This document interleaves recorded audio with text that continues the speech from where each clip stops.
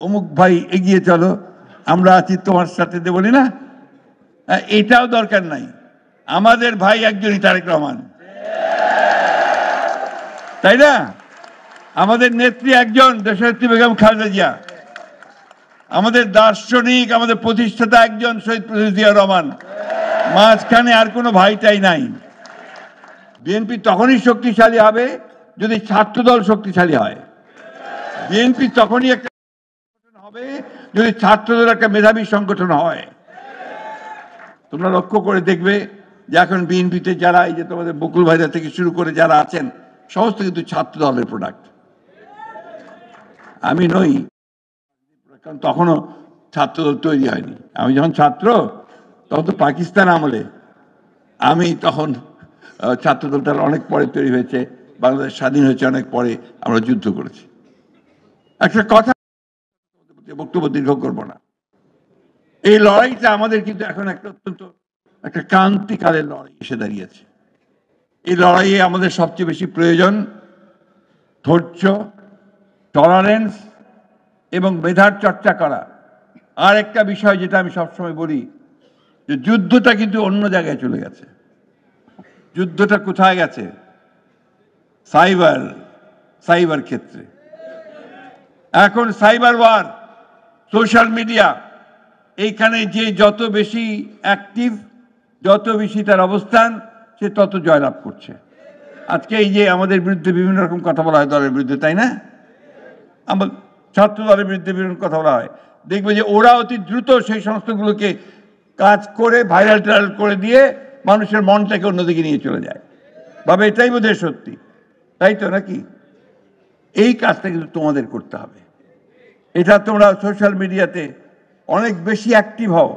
শুধুমাত্র নিজেদের ছবি দিয়ে, একটা মিছিলের ছবি দিয়ে, পোস্টার দিয়ে কাজটা না করে আসল বিষয়গুলোকে নিয়ে তোমরা কথা বলতে শুরু করো।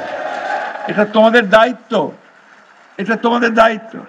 আমরা যারা বয়স্ক মানুষ, আমরা বিএনপি করি, আমরা সবাই এটা ভালো মতো বুঝিও না, কিন্তু তোমরা ওই মোবাইল সেটটা খুব ভালো বোঝো, তাই না? কি বোঝো না? না, ওইখানে লড়াইটা ওইখানে চালাও।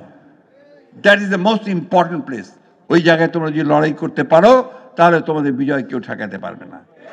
তাই আমি অনুরোধ করব যে আজকে ছাত্রদল একটা নতুন একটা সুযোগ পেয়েছে নিজেকে নতুন করে তৈরি করবার। আমি শুরুটা খুব ভালো দেখলাম আজকে, সেই বলে আমি বলতে চাচ্ছিলাম যে আমার খুব ভালো লাগছে যে আজকে উত্তর দক্ষিণ স্লোগান হচ্ছে না। এটা আমার জন্য খুব আনন্দের। আমার মনে হয় যে এতদিন যে কথা বলেছি, সেটা অন্তত একটা আমি দেখলাম যে ইমপ্লিমেন্টেড হয়েছে। কারণ ছাত্রদল এরা আবার উত্তর দক্ষিণ কি, তাই না? আর আমরা এই যে স্লোগান দিই মাঝে মাঝে, অমুক ভাই এগিয়ে চলো, আমরা আছি তোমার সাথে, বলি না? এটাও দরকার নাই।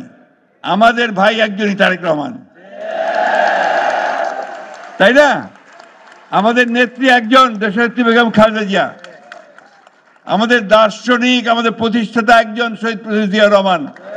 মাঝখানে আর কোনো ভাইটাই নাই, কিন্তু ডিসিপ্লিন আছে। আজকে নেতা রাকিব, নাসের এবং অন্যান্য নেতা যারা আছে, তাদেরকে সবসময় মেনে চলতে হবে, সব জায়গায় নেতৃত্ব মানতে হবে, অর্থাৎ একটা সুসংগত রাজনৈতিক দল গড়ে তুলতে হবে। এবং সেটা আমাদের চিন্তার মধ্য দিয়ে।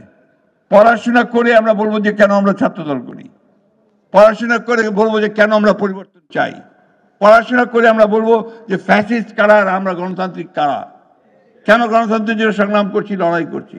এটা আমরা আমাদের মেধা দিয়ে আমরা নিয়ে আসবো। আমি আর বক্তব্য দীর্ঘ করব না, তোমরা সামনের দিকে এগিয়ে যাও।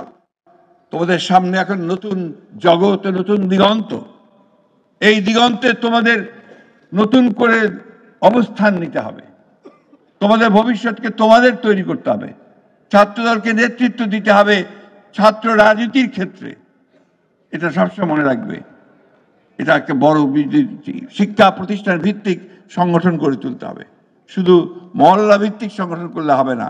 শিক্ষা প্রতিষ্ঠান ভিত্তিক সংগঠন যদি না করো, তাহলে কিন্তু হবে না।